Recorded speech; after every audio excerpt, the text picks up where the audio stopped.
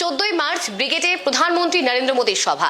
সেই দিনই নরেন্দ্র মোদীর হাত ধরেই আনুষ্ঠানিকভাবে সমাপ্তি ঘটবে পরিবর্তন যাত্রার এবং তারই প্রস্তুতি চলছে একেবারে তুঙ্গে। ইতিমধ্যেই মঞ্চ বাঁধার কাজ শুরু হয়েছে। দেখুন, 14ই মার্চ পশ্চিমবঙ্গের রাজনীতির ক্ষেত্রে কিন্তু অত্যন্ত গুরুত্বপূর্ণ।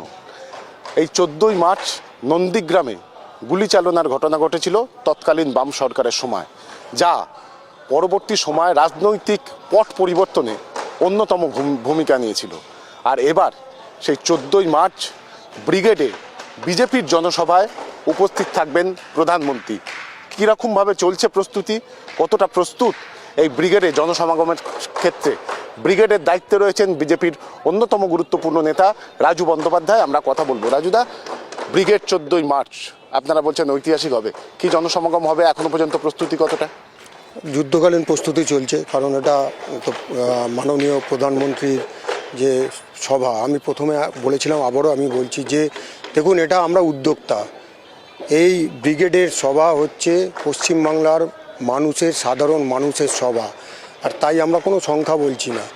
এখানে দেখবেন বিগত দিনে যে ব্রিগেডগুলো হয়েছে সব কিছুকে মুছে দিয়ে ঐতিহাসিক ব্রিগেড হবে। লক্ষ লক্ষ সাধারণ মানুষ আসবে এখানে পরিবর্তনের লক্ষ্যে, প্রকৃত পরিবর্তনের লক্ষ্যে। বাংলাতে যে তৃণমূল কংগ্রেসের সরকার 15 বছর ধরে যে নিরাচার, দুরাচার, অত্যাচার করে চলেছে, তার থেকে বাংলার মানুষ মুক্তি চাইছে। আর তাই প্রধানমন্ত্রী নরেন্দ্র মোদী যে স্লোগান দিয়েছে, পাল্টানো দরকার, চাই বিজেপি সরকার, তার ওপর তারা বিশ্বাস করছেন। এবং আগামী দিন আমরা এখনই বলছি যে তৃণমূল চলে গেছে, তৃণমূল যাচ্ছে। আর বাংলার মানুষও সেটাই এখানে এসে বলবেন, আপনারা দেখতে পাবেন। লক্ষ লক্ষ মানুষের সমাগম হবে, ঐতিহাসিক ব্রিগেড হবে। একটু দূরেই ধর্মতলায় মুখ্যমন্ত্রী, তিনি ধর্ণা দিচ্ছেন।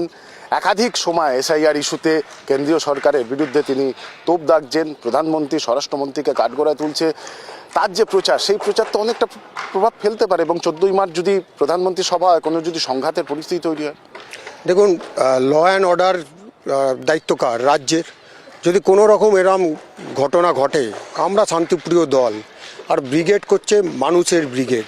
এবার সেই মানুষকে যদি তারা অসম্মান করে, যদি তাদের উপর আক্রমণ করে, হামলা করে, তাহলে পুরো মুখ্যমন্ত্রীর দায় তার, মমতা ব্যানার্জির দায় তার। তারা বুঝবে, তার সরকার বুঝবে, তার প্রশাসন বুঝবে, তাদের দায় এটা।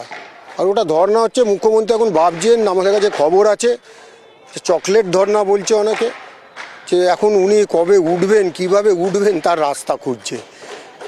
তাই জন্য মুখ্যমন্ত্রীকে আবেদন করব, বাংলার মানুষের সাথে নাটক না করে, দয়া করে বাংলার মানুষ যেটা চায় সেটা আপনারা দিতে পারেননি, ভারতীয় জনতা পার্টি আগামী দিনে দেবে, অর্থাৎ সোনার বাংলা গঠন করবে। আর ভারতবর্ষের প্রধানমন্ত্রী এসে সেই বার্তা বাংলার মানুষকে দেবে। দয়া করে আপনি ধর্না চালিয়ে যান, কিন্তু কোনো অশান্তি বা কোনো কিছু করলে বাংলার মানুষ বুঝে নেবে।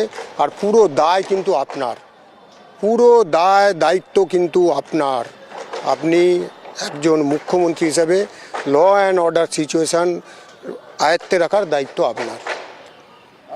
বিজেপি নেতৃত্বে যেমনটা বক্তব্য যে ঐতিহাসিক ব্রিগেড হতে চলেছে এবং এই ব্রিগেড মানুষের ব্রিগেড, এবং তার পাশাপাশি ব্রিগেডের সবার দিন যদি কোনো ধরনের অপ্রীতিকর ঘটনা ঘটে, তার দায় রাজ্য প্রশাসন এবং মুখ্যমন্ত্রীর, এমনটাই বক্তব্য বিজেপি নেতৃত্বের। ক্যামেরায় সূর্যশঙ্কর অধিকারীর সঙ্গে ত্রয়ন চক্রবর্তী, কেটিভি বাংলা।